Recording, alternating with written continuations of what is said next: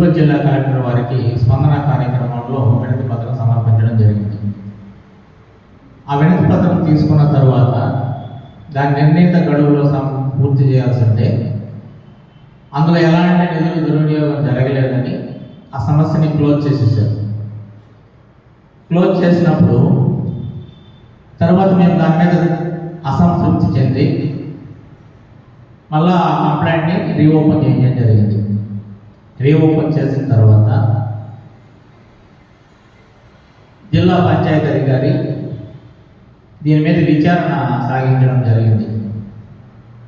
ఆ విచారణ ఎలా జరిగిందంటే హడావుడిగా వచ్చి అక్కడ ఉన్న పుస్తకాలని హ్యాండ్ ఓవర్ చేయమని చెప్పేసి 1 గంటలో పూర్తి చేసి మాకు తొందరలో దీన్ని పరిష్కారం చేస్తామని మా దగ్గర ఒక ఎండార్స్మెంట్ తీసుకొని మాకు ఇవ్వడం జరిగింది. సరే, ఆయన జిల్లా ఉన్నతాధికారి కదా అని ఆయన మీద ఉన్న గౌరవంతో ఆయన మాటల్ని